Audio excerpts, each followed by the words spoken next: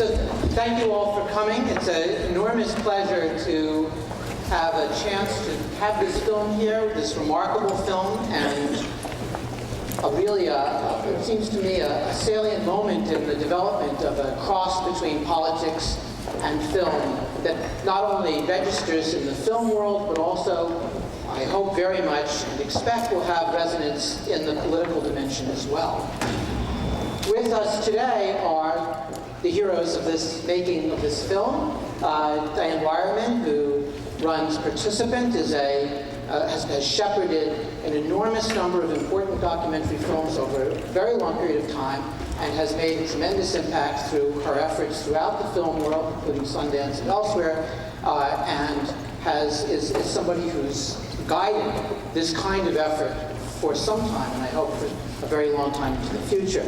Lawrence Benders, producer of this film, known to you, I'm sure, through *Inglourious Basterds* and many other remarkable films that he's produced over the years. This film has both the political smarts and the aesthetic impact that I think will give it a tremendous range throughout all the places that I'm sure it will be seen. Valerie Plame has been a figure in the public eye for some time, and out of the public eye for some time before that. Her work in trying to detect and counter the proliferation of nuclear weapons is among the most important political tasks that we entrust to the intelligence establishment and have for some time, and the multiplicity of ways in which she's tried to stop that proliferation is something for which we owe her a great debt. My colleague, Allison, has occupied roles from running the Kennedy School to his role in government over many years, and most recently, and perhaps most proximately to the task at hand here, his books and articles and speeches about the need to control the distribution of fissile material is become really a goal that we now see being discussed all the way up to the White House. And I think that this is the combination of our participants tonight gives us a chance to discuss these issues in great depth, both from the filmmaking perspective, from the intersection of film and politics, and from what should be one of the great political items on our agenda for the coming years.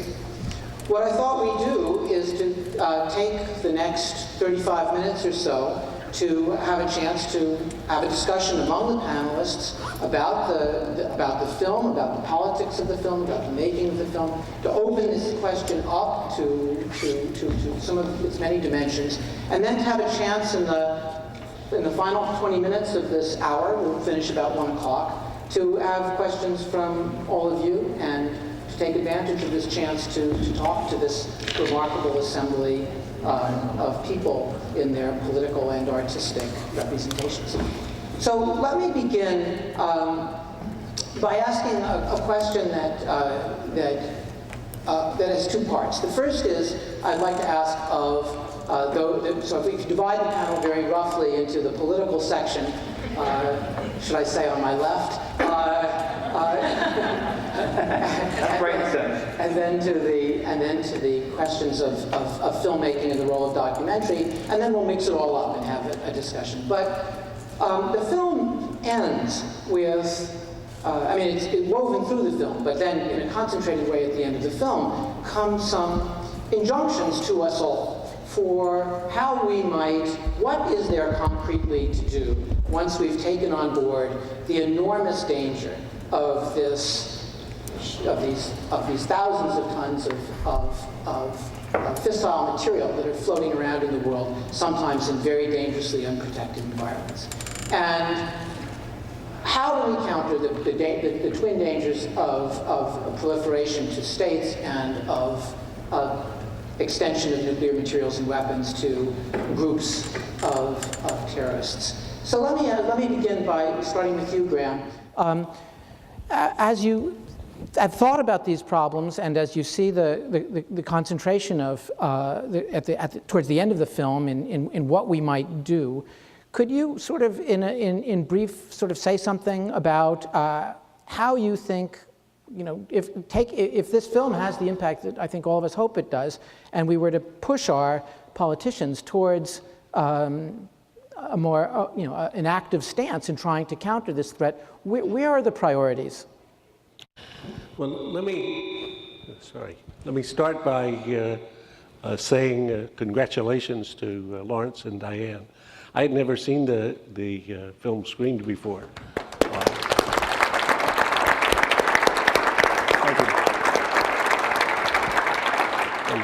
And I remember after Al Gore's Inconvenient Truth, saying to Al, who was a student in the first class I ever taught here at Harvard, that's exaggerating slightly, I was the section man, and he was a couple of years younger, but a sophomore, I never could have imagined an inconvenient truth. I mean, just at all my imagination, it was not. And I would say the notion that these folks have done it again for something so important is just extremely to be admired. So I'm awed a bit. Okay. Now, with respect to the question, I think as Lawrence already said at the introduction, in introducing the film, we're in the midst of a pretty amazing set of events. And if you haven't been watching the funny papers, it's probably worth just remembering what Lawrence said. I mean, in Washington on Monday and Tuesday, for the first time since 1945, in the largest gathering a president ever assembled, and the last time he did it, we created the UN. So that's a pretty big deal. Okay? Obama, with all the other things on his agenda, brought together 46 heads of state for just one topic. And people kept saying, oh, well, you know, there's a lot of other things, okay? And some people said, well, you know, the economic crisis is not over, the financial regulation is not over, we didn't get climate change done yet. What about this? No, he said, we're gonna have a nuclear security summit. Right? And then when they were gonna have a nuclear security summit, people said, but we should talk about Iran, or we should talk about disarmament, or we should have, he said, no, there's just one topic at this summit. Locking up all nuclear weapons and all nuclear materials to a gold standard, beyond the reach of thieves or terrorists. Wait a minute, how serious a problem is that today? So Monday night, he convened a dinner, it was only for the heads of state, no seconds, and tried to make persuasive the proposition that if terrorists get just one small nuclear bomb and exploded in one of our cities, anywhere in the world, it's going to change our civilization as we know it. And that this is a real present danger. Now, I would say mostly people regard this as esoteric. So the notion that there's a film that's helping to try to make credible, which I think the film does, that yes, there's a lot of nuclear bombs. And there's a lot of material from which people could make bombs. And making a bomb is not impossible. And there are people who are serious about getting a bomb. I mean, that whole notion was his task Monday night. I've heard from, half a dozen of the, secondhand from the people who were there.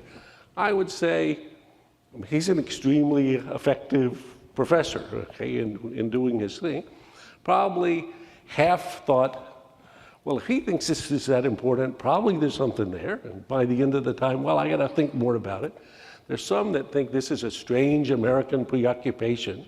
So again, I applaud the film for it's got an international cast. It's not just this is all about America. Okay?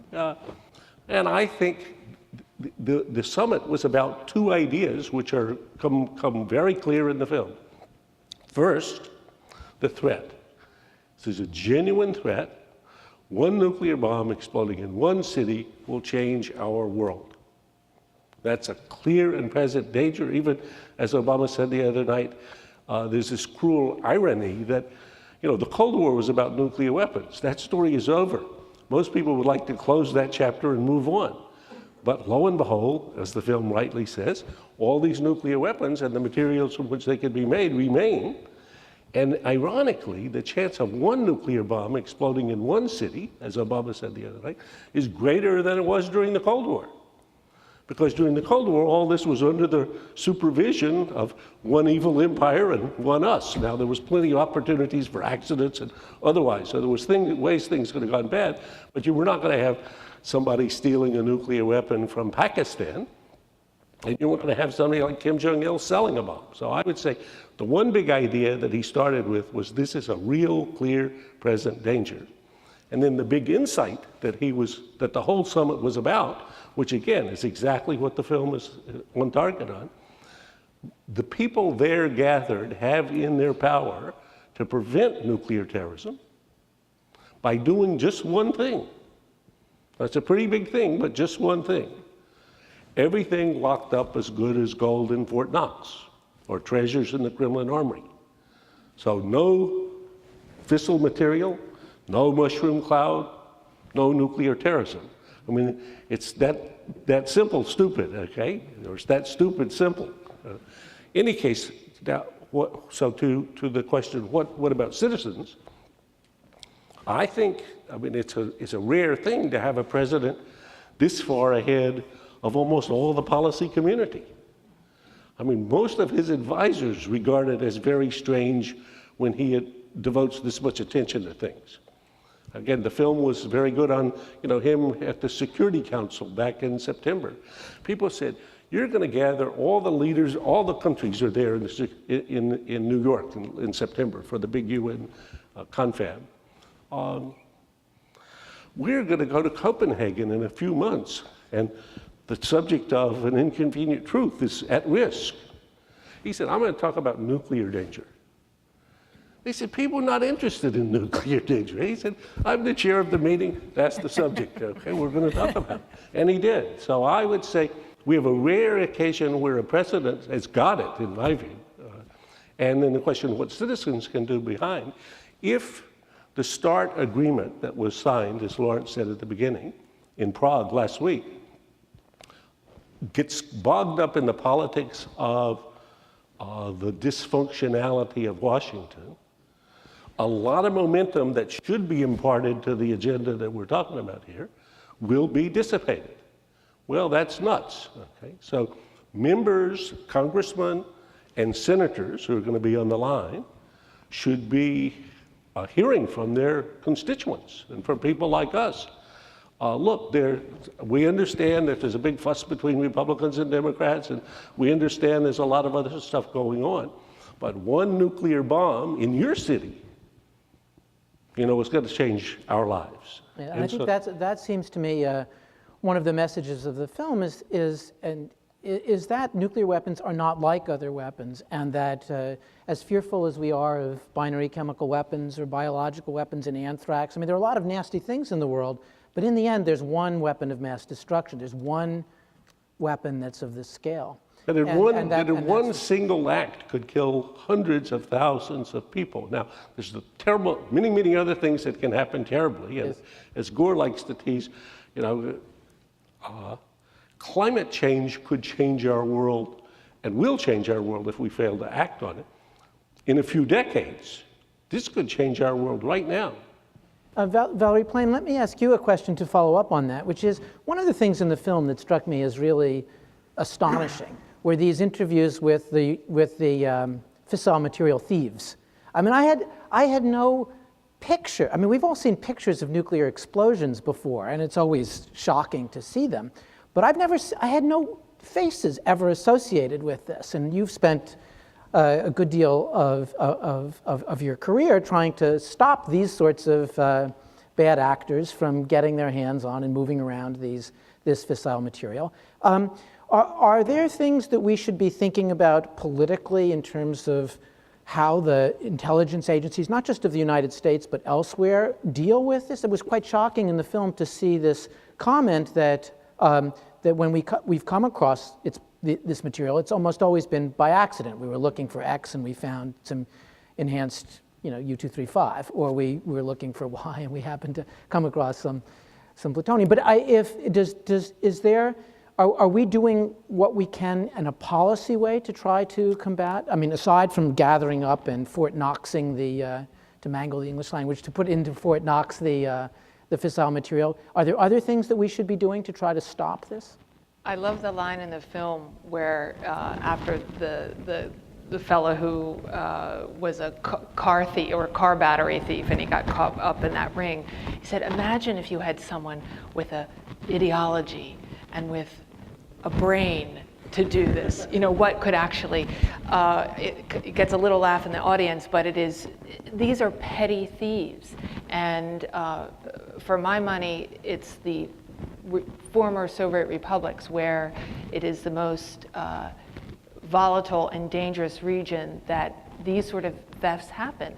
I think the film does an excellent job of making it very clear that potatoes are guarded better than highly enriched uranium.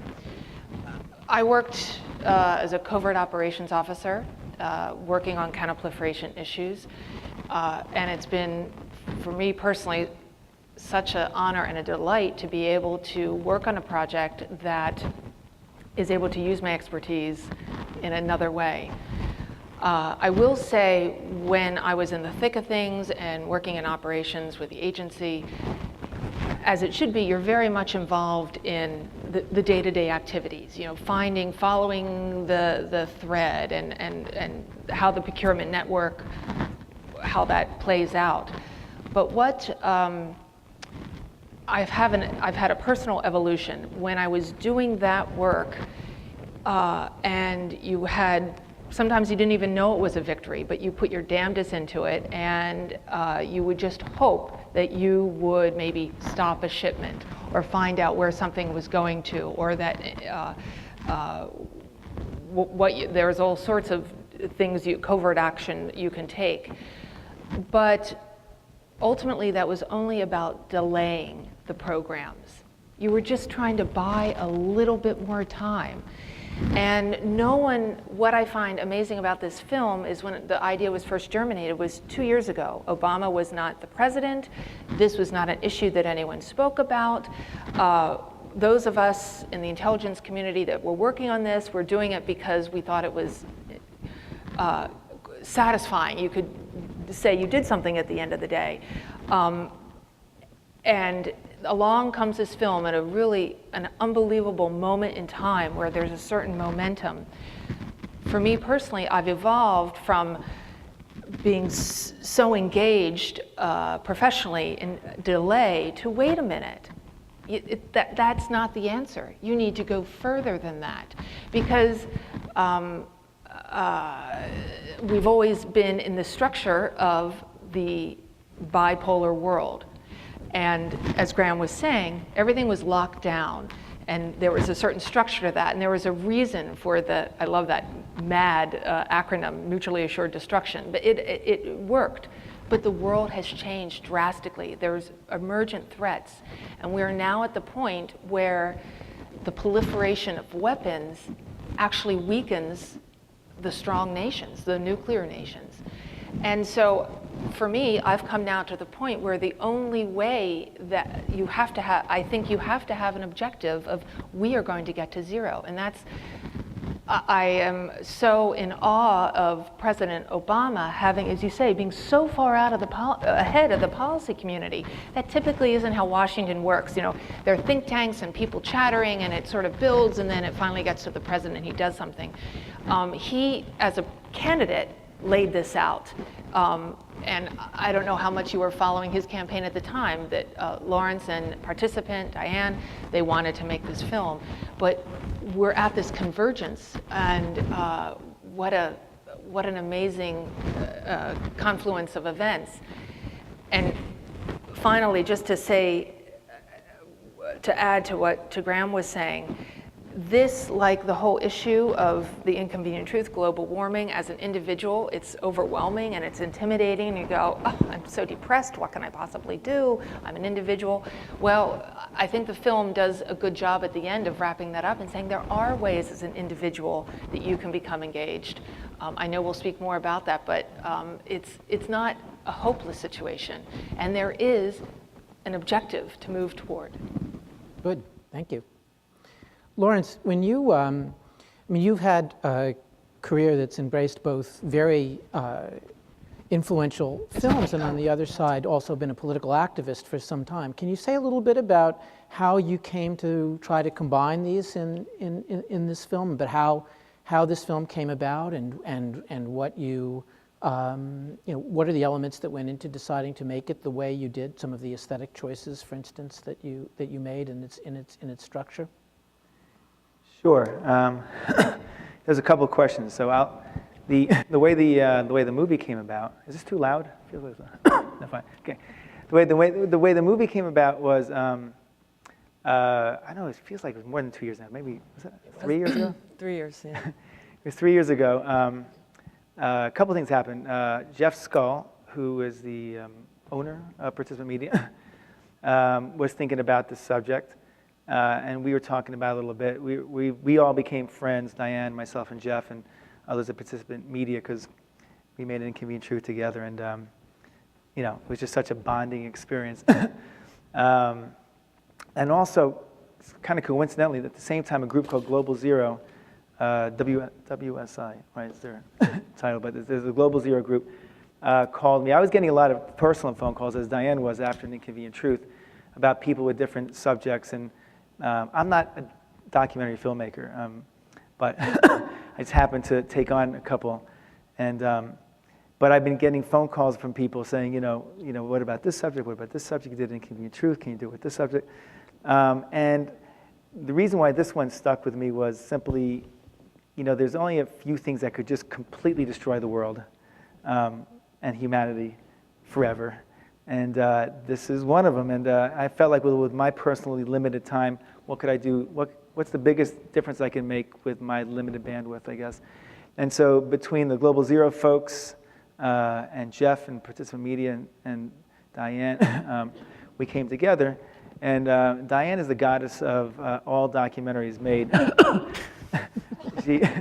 I'll just say that. So we spent a lot of time because, okay, you have an idea. As I said, the idea is to make a documentary, to activate, to motivate, to create a movement. It's not just to make a documentary on its own, which is also fine. But, so, okay, we have an idea. We're going to make a documentary about okay, now you have to make that into a story. Like what's going to create what's the beginning, middle, end, what's the narrative, what's going to want to make you care. Because otherwise you could be a good 60 minutes piece or a piece on 2020, what have you, and all fine things, but what makes it a theatrical experience where millions of people are going to see? So that's where Diane comes in. And we spent 6 months really going back and forth trying to figure this out, not really knowing if we had a movie yet, honestly, and trying to figure out how to make it into a movie and what's going to be the structure and how do we really, and that's a lot of creative just brain work that really having no idea if you're going to get to where you want to get to, you really don't. And we got there. And from there, then we went ahead and made the movie. I mean, there's a lot more to talk about, but maybe I could just leave it. So are there ways in which the experience of crafting stories in a theatrical fiction rather than nonfiction environment shaped the kind of the way that you clearly it's not just a white paper report on the 6 lessons. It's really, it does have a structure and a story, and you weave the characters in and out in obviously a very deliberate way, and you use you make choices from the opening backwards explosion all the way through that are aesthetic as well as repertorial. Right. Can you say something about the way that you thought about the structure or came to think about the structure of the film? Well, it's really interesting because making a documentary, you rarely end up with what you start with. And I think the rare exception of that was in Inconvenient Truth, where Al Gore had a slideshow. He had 360 slides. I think the movie ended up with 250, but there was a structure. And we went in thinking, we're going to make the structure a little bit of his life, which would be the emotional part, and the slideshow. But it's still an incredibly difficult process to get the balance. And what seems like a simple movie was quite difficult to get that balance and to make it work. With this, we had an idea in the beginning, and which isn't in at all. which is not edited. Yeah, exactly. He's not in it at all. And there are things like, you know, it's such a difficult. It's so hard to make these things. I'll just tell you, like 2 months before we locked the movie, we were like, oh, we don't have a movie, and we want to get into Sundance, and we screened it for some people, and we said, it felt very episodic, meaning there are lots of things in the movie and nothing strung together. And so that we're hitting our heads against the wall, and there's a lot of good stuff in the movie. So, okay. The Kennedy material, the Kennedy speech, which is, I think, brilliant. It was the idea of one of our editors, actually. A brilliant idea to structure and to lead us through and to sort of set up the major, madness, accidents, miscalculation. That was an element of the film that came in very, very late. Just an example of how documentary filmmaking is constantly shifting a lot. Also, of course, happens in the edit room where you have to find the story. You have to, we had 80 interviews. A lot of the people who were interviewed in the film are not in the film, but a wealth of material. Lucy Walker, who directed the film, talked with a lot of people. And so we had this sort of rich material from incredible interviewees. But of course, the list of interviews doesn't make a film. And so then to create a compelling story around each of these threats required, massive archival research, some creative elements, the graphics in the film, the music in the film, all of these creative elements, which really develop as the film is in post-production, and you find a story through that process, come hook or crook. We just kept working at it. And one of the things we realized when we started screening it as a work in progress, and I actually will give some a shout out to Caroline Labresca, who's here, who saw a screening as a work in progress, that there was a real sense that people wanted to know that there could be something done about this. Because at one point, we have that aftermath section, which is so critical because we think it's really important that people understand on a very concrete level what will happen. This is not theoretical. We're not just looking at the past. This would happen to your city, to you personally. And it's a very powerful scene. And then Oppenheimer, the I am death speech at the end, that line that he's giving, again, just heart-wrenching, really the emotional climax of the film. And for a while we thought, well, that's the film. That's the, like, where can you go from there? And we realized that we needed to come out of that into the space that we're all here really to engage in, which is, here's what we can do. We actually can deal with this on a policy level, internationally, globally. It requires the cooperation of leaders around the world. And so that last 10 minutes of the film, where people are very concretely talking about containing the materials, taking missiles off of hair trigger, the different very, very concrete verification that Secretary Baker talks about. There are very concrete things that can happen at the policy level. At the individual level, what we realized was people have to, A, be aware of the issue, which is why we made the movie. Because when we made it, as everyone has said, this was not in the public arena at all. No one was talking about it. And we started it before Obama was elected president. We had no idea that this would be coming out at this time. Thank God, because timing, you need a really terrific film, but you also need timing working for you when it comes out. We now have that momentum. And I think what we were wanting the film to do, and what Participant really tries to do with all of our films, whether they're documentaries or narratives, although I think they're very, docs sort of work in tandem with our mission, which is to create films that will hopefully be entertaining and people will see, but will also inspire social change. That seeing the movie and becoming aware of the danger, becoming aware of the reality that we're living with, was the first step. And then the second step is to inspire people when they see it to feel like they want to be part of the solution, to create a movement. You know, at the very end, you see sort of in fact, Ambassador Burt talks about public opinion having a strong impact on the START negotiations in the past. The public opinion, the public will, public involvement, public engagement is absolutely key. And you use that to leverage political will. Yes. That's how we do it. And so even Kennedy, even Joe, when he talks about Kennedy, if I had known that this was so popular, I would have done it a lot sooner. Really hoping that people will want to get involved, become part of, you know, when we say demand zero at the end, and there's a text number, if you text to that number, you'll go and find a lot more about the Global Zero movement, which is really a 20-year plan, when nobody is sitting here with rosy-colored glasses that we can go to zero tomorrow. And it isn't the kind of film or issue that we have with An Inconvenient Truth where we could say, change a light bulb, and you'll feel, even in changing a light bulb, that you're doing something. This, you can't change a light bulb, but this you can say, I don't want to live in this kind of world. I want to be involved. I think we need to go to zero. And there are ways that I can get involved personally, and there are ways that I can leverage my voice as a citizen with my political leaders to demand that as well. So that's very, very much a key of ultimately where we came out with the film after this process of, you know, literally it was about 3 years from when we started.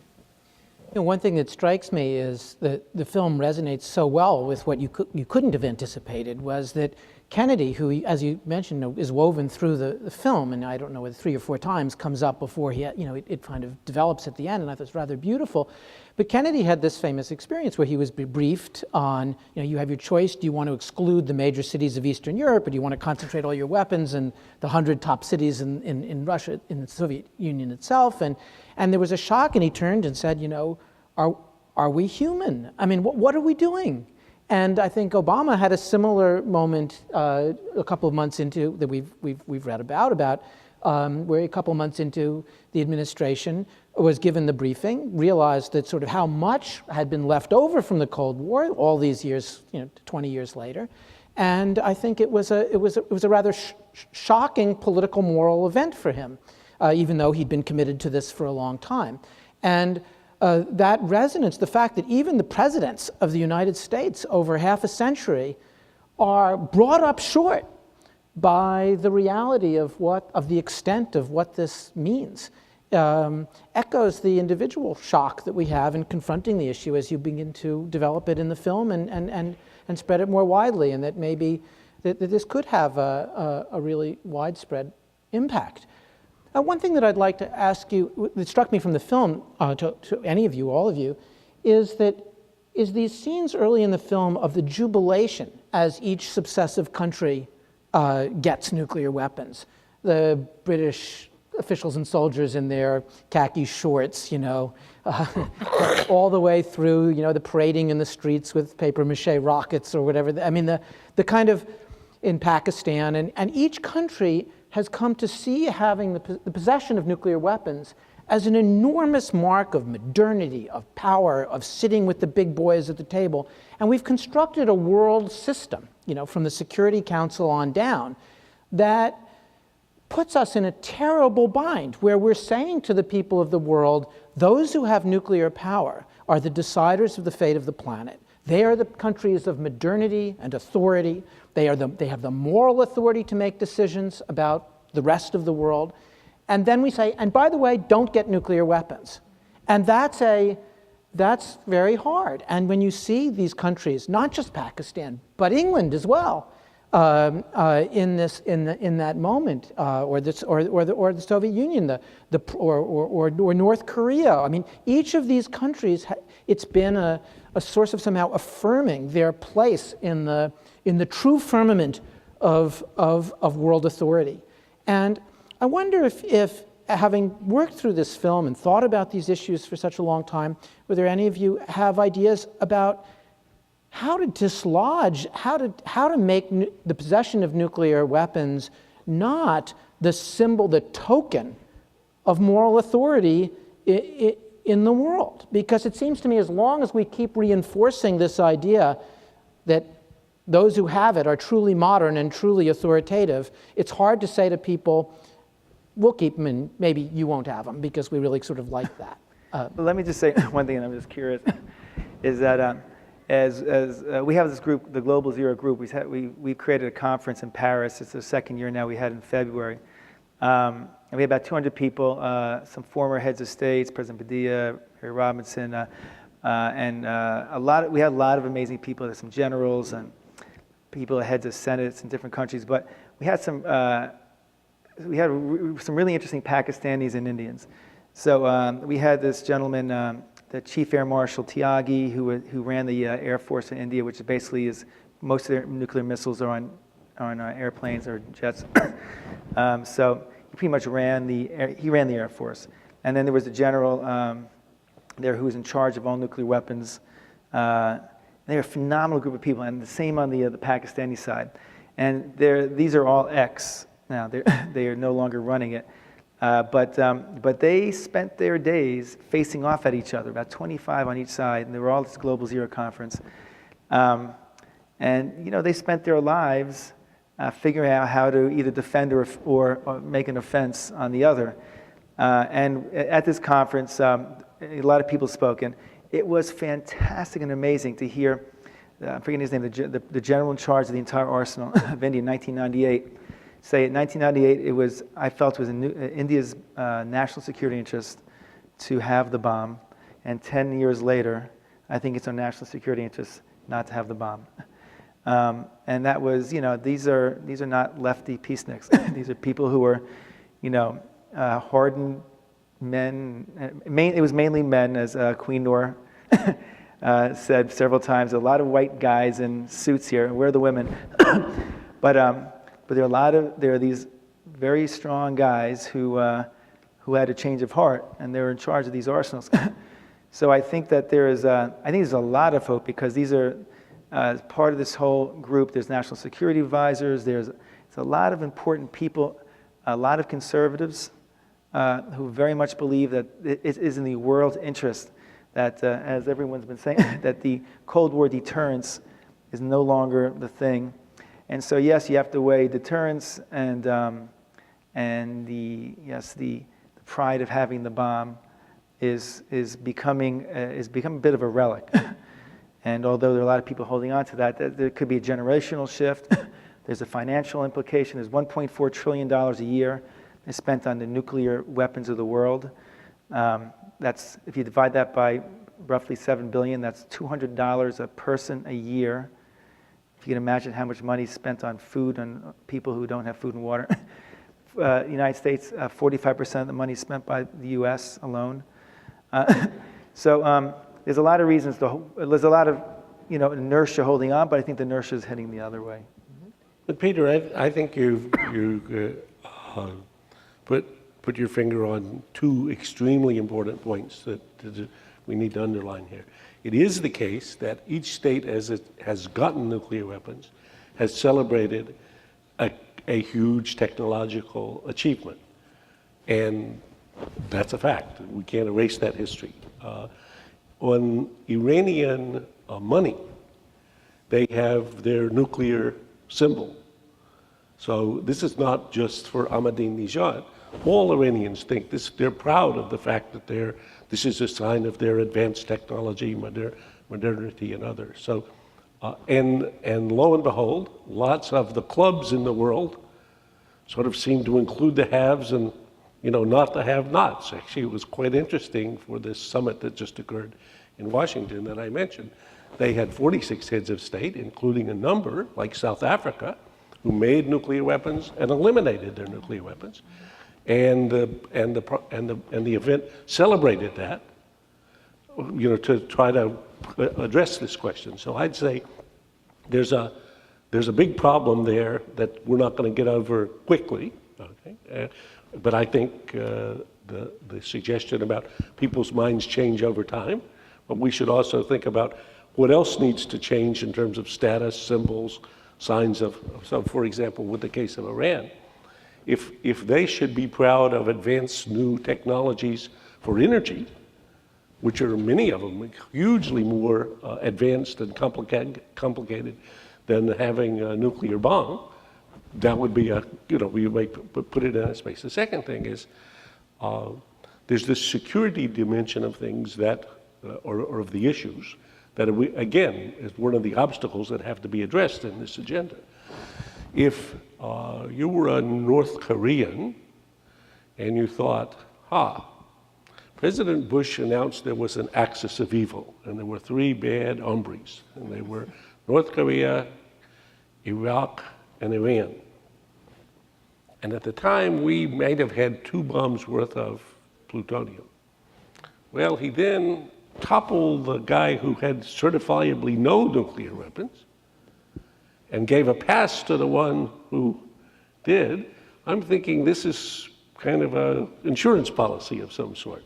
So the security dimension of this issue, as one works on the nuclear danger, has to be addressed on a case-by-case basis. So for the Pakistanis today, as they look at an overwhelming Indian conventional superiority, they're thinking of their nuclear weapons as their equalizer, so-called.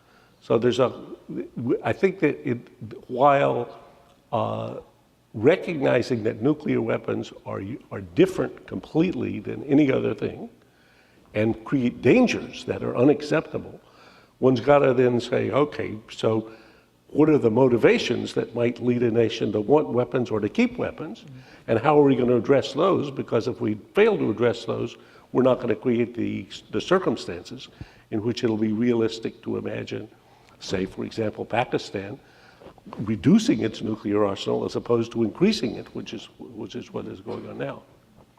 Diane, I just wanted to ask you one question before we open up to the participants here. And that is, one of the remarkable things that you've been able to do here in other films is to extend the reach of documentary films and to really try to figure out how to have them broaden their avenues of circulation.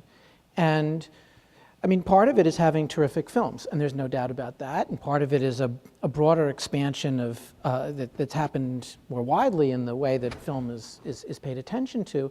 But I mean, thinking back over the last years, what are some of the elements that have made it possible, or how are you thinking about the distribution and impact of documentary films in a way that goes beyond the more specialized audiences, or there was a sort of an important but restricted role of the sort of white paper television report, and this is not what you're doing. I mean, you're doing something more than that. And how have you thought over these last years about the way that theatrical nonfiction can function? It's always a challenge. I mean, it remains a challenge. If anything, the distribution options have constricted rather than expanded over the past 5 years. But obviously it starts with a really compelling film, which is compelling storytelling, and I think emotional resonance, something that goes beyond a news, in that sense, goes beyond a news story or a magazine show. You start with a journey, taking the audience to a place that possibly they haven't been, and employing the creative elements of storytelling that are often used in narrative filmmaking. I mean, I don't really distinguish that much when it comes creatively to what makes a film powerful, for people that might work in a theatrical setting. And starts there. I think it's a challenge to find those particular subjects, stories, characters that also have sort of a broad appeal. But when you find them and get them and work with a really talented team, because it's an incredibly collaborative medium, as many of you know, it requires a lot to kind of come together. So when you are able to, it's sort of come up with this bit of magic, you know, it's like you don't ever know when you start. As we were saying, particularly, you know, say with this film, we started here and we ended here, you know, but we followed a thread. It all was consistent. It wasn't like we were lost. It's just that's how the process is. It takes you into sort of territory that you don't expect, and that's what I love about documentary filmmaking. That's one of the big draws for me. That it is a journey, and even the filmmakers go on a journey to find the story and to create something that hopefully will have that type of larger resonance. Then you have to get it out. So now you have this amazing film and you've premiered at Sundance and you don't have a distributor and you are really wanting this movie to reach as many people as it can possibly reach because you've made it in part because you want to affect change. So it's like, you know, there's this tremendous pressure to find an avenue to get this movie out. And our plan with a participant is, if possible, we initially go with the theatrical route. Not because we expect massive numbers of people to see it. Obviously, far more people see documentaries on television in terms of eyeballs. But what can happen if you have a successful theatrically released film is the film and the issue can get into the public consciousness and into the culture in a way that I would argue a television broadcast alone doesn't do. So if we had taken an Inconvenient Truth and put it immediately on PBS, people would have seen it and it would have been what it would have been, but it never would have become what it became. That was largely because of the theatrical distribution and the attention, not only for film or entertainment pages, but op-ed pages, people writing around the issue, major news broadcasts, people just took note. And the way we did that is, and what we're doing with this movie, is we built a broad coalition. But by the time An Inconvenient Truth came out, there were about 2 billion eyeballs were on the subject and the movie before it was released in the 2 theaters in LA and the 2 theaters in New York. So it was all the internet gurus, it was Google. At that point, MySpace was like zooming up. MySpace we had 1 billion eyeballs alone from MySpace, YouTube, Yahoo, eBay, and on and on. I mean, and that came from out of the TED conference. And then we went to Cannes. And then all the NGOs, 1 minute to go for Q&A. And then all the NGOs got involved, all the environmental groups and religious groups. And the same thing, we're doing the same exact thing with this movie, is that we're building a massive coalition. And it's even more important with this movie because there's a ratification that's coming up. And so hopefully that's going to happen in July when the movie comes out. So by the time this movie comes out, if we've done our job, then there's going to be a lot going on around this movie that people go, where did this come from? I just want to say that. So Lawrence, say another word about that. How does that work and how does that relate to us? Yeah. Well, first of all, I would encourage everybody here to text 77177 and write the word zero, Z-E-R-O. Or you can go to and sign the Global Zero Declaration. That's the one thing everyone should just do if you've been moved and motivated by the movie. That's number one. But I would encourage everyone here to get involved. We could talk more about how to get involved maybe during the Q&A, but we will be doing grassroots movements. We have a college. We have 4 vans going around the country with college students promoting the movie. People involved with NGOs here, mailing lists. We go through a lot of different things. Definitely sign the Global Zero Declaration. Last week alone, 200,000 people worldwide signed it. This is not just from, it's just a large group of people signing the petition. And I'll talk more about that. Good. So I'd like now to open up discussion to the audience, and we have a roving microphone. Is that how we're going to? Okay. So, yeah, I think I said, please come up, and if you want to speak, why don't you just line up behind here, and we'll. Bruce Jackson. Fantastic film, by the way. I was when you did the research for this film, I'm curious, when you look at something like, nuclear proliferation, it's such a strategic advantage and has been for so many years. Have you found any other technologies or in the history of science that suggests that when cultures get something of strategic advantage that they're willing and can give it up in small ways? Or I don't know if anything like that showed up to have some precedent to what's possible to get to zero. So anyway, that's the question. I think that's a question for a historian of science. Well, one thing in the film that I very much appreciated was the remarks about poison gas, and and the fact that we have examples, whether they're dum-dum bullets or poison gas or other things, where people have made the transformation to thinking of them as repellent even within the sphere of war. And as oxymoronic as it can sound, we do have rules of war. And if we can make it so that nuclear weapons are considered like harboring the mustard gas, that would be a great accomplishment. That is to say, they can be of momentary advantage, or even more than momentary advantage, but we've come to something, a more than individual accord to not use that. Now, that doesn't guarantee that every extremist is going to subscribe to the rules of war, but it may be a key element in getting international accords to restrict and confine the distribution of nuclear weapons and the materials that go into them. And I would add that this is a moment in time when the United States, despite perhaps disillusionment over the last few years in our leadership, that we can provide this, be out in front. To be able to say this, the bit in the movie about South Africa and how they said, we are going to join rational nations and give this up. We are in a different world than when the first bomb was exploded in the New Mexico desert.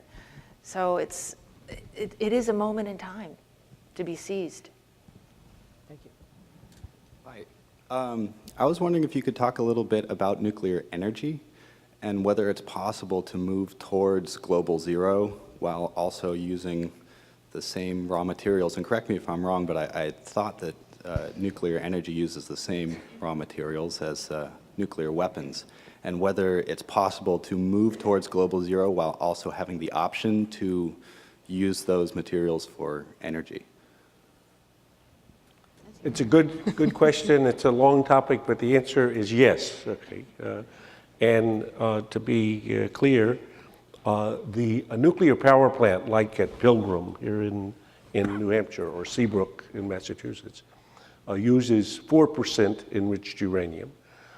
There's nothing that can happen at that power plant that would be the explosion of a mushroom cloud. So there's essentially no risk of a nuclear terrorist or nuclear bomb exploding at one of those facilities.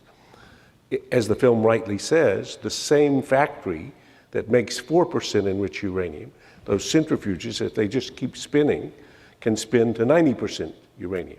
And 90% uranium you can make a bomb from. So the issue is the fuel cycle, in effect, that is the making of the fuel and the disposal of the spent fuel, not the reactor itself. And as the film said, one of the proposals that's out there now, and that I think is an extremely good proposal, is that this fuel cycle be internationalized so that states can have confidence that nobody's diverting anything that, from a perfectly legitimate civilian fuel cycle to the additional activity that would make a nuclear bomb. Other questions? Yeah. Hi. Congratulations on the film. It seems that at the core, one of the core issues is human nature. And like gun control, some people might possess a gun for defense. Other people might possess it because they want to cause harm on it. by eliminating such a weapon of mass destruction, obviously we're eliminating the amount of damage anybody of ill will could do. Are there other issues that we can approach to, let's say, some of the rogue terrorist groups and stuff to affect maybe at the core the motivation of why one would want to even exercise that? Thank God no one has offensively used one of these yet on the nations that possess it, but what happens ultimately when the day a smaller group could actually, if not just acquire it, even generate that material? How do you access, how do you influence, if you will, these large organizations or these smaller organizations at the core of just intent and what they would want to do with it? Because I could understand why Pakistan, for example, would not want to give up it.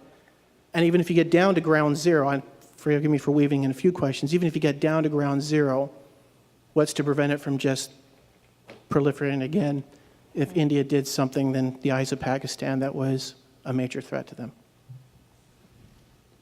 Anyone want to take that? Valerie? I'll just start by saying our first and most immediate impact can only be on nation states.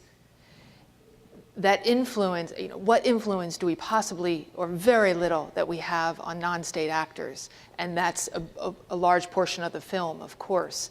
And the answer to that is getting to the end where you first get in the community of nations and you are locking down, you're verifying, and it's just making it extremely difficult and ultimately impossible to find even enough weapons-grade material to make a dirty bomb, which would have just as a devastating impact psychologically if it were set off in any city in the world.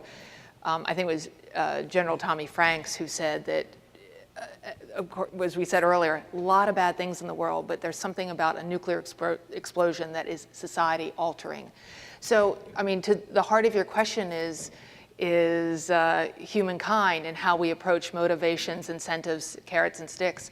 The first place to start, these terrorist groups, which have a nihilistic view of the world, hard to change that, but you can start with the community, nations, and policy and working toward that, at least to make it impossible for them to get their hands on it. I mean, that's just a more practical view rather than trying to change human nature.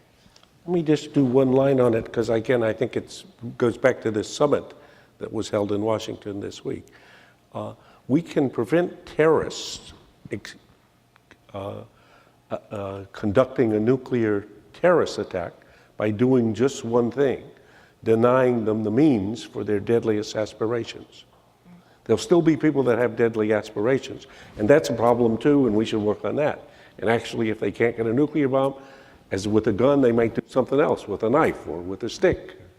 But in any case, the one thing that they could do that would kill hundreds of thousands of people in a single blow, we can deny them the means for doing.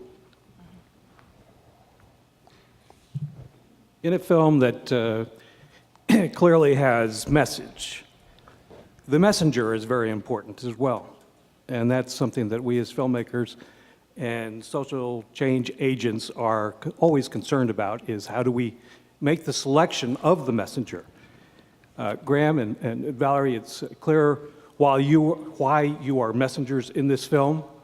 Lawrence, I'm curious about McNamara as a messenger. I'm curious about those that did come into the film who didn't make it, who are other leaders. Certainly McNamara, I think, is a discredited messenger, and it seems like the strength of your film actually has to do with the fact that we don't want to shoot the messenger. So I'm curious about that whole process of thinking about how you create films where the messenger is as strong as the message. Well, yeah, we probably have 50 people who are not in the movie that we interviewed. I think we just felt McNamara was, historically important person to have in the movie. It was important for us to have, for instance, Secretary James Baker is in the movie, Ambassador Richard Burt, who was obviously conservative and someone who was chief arms negotiator in the START Treaty. We wanted to have heads of states in there, people who actually had, their finger was the last person to make the ultimate decision and who had that ultimate responsibility. So I felt like I think together we created a blend of people that in creating the story. I mean, we had some pretty extraordinary people that are not in the movie. And McNamara also, I mean, he's an example of someone who I think, who came to realize that we need to get rid of all of these. I mean, it was the last interview, I believe, the last interview that was conducted with McNamara before he died. A couple months later. And the fact that he, through his lifetime and experience, came to that conclusion and was very passionate about destroying nuclear weapons is somehow moving. I mean, in spite of what he did when he was obviously working, in office. We also, it made sense because we were coming out of Kennedy, and there was just the connection there. Again, creatively, there was a connection to come into McNamara. But I think that more than anything, the fact that there were these leaders who were in positions of power who one would think would be advocates of holding on to power, and having the nuclear weapons is power, which is why it becomes a nation-state issue. And that he, in the last days of his life, in the last years, became such a passionate proponent for the elimination. For me, he's quite a powerful messenger, actually. Let me say one. Go ahead. No. I think on the credibility of the messenger point, the piece of it that I think is the most credible for giving it the balance is Reagan, because if the mission is zero, there's never been a president or a global leader who was so personally committed to that objective. And I think, especially since there's always a risk that the film seem like a Democrat film or people that are of a left persuasion or otherwise, Reagan is about as iconic as you can have for a balance. I know we're going to wrap up, so I just want to make one pitch. And sort of what you were saying, asking earlier, is what we can do here for those who want to support the movie. And so as we were saying before, we're building it's starting off as a national campaign, and then it'll go to a global campaign. The movie is released July here in the United States, but then it'll be released worldwide probably in the fall. So, we encourage people to help get the word out in several ways. Just to understand how movies work. We'll release the movie in LA and New York first, and then it'll come to Boston and different cities around the country. Those two cities have to have packed, sold-out theaters. So in Inconvenient Truth, literally, Will Ferrell bought the 7 o'clock screening of the ArcLight and brought all his friends. And NRDC bought another theater and another screening.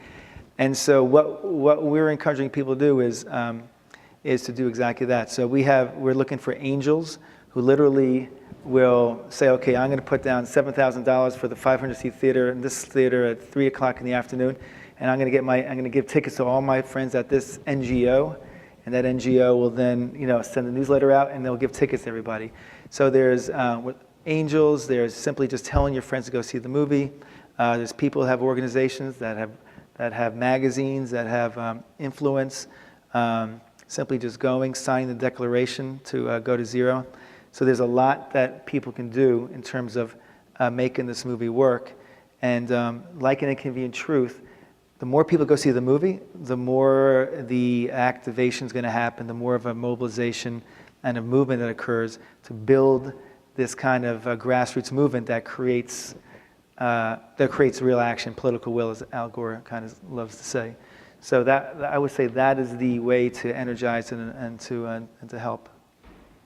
So from launch to lunch, I want to invite you all to to extend a real round of applause for this remarkable film.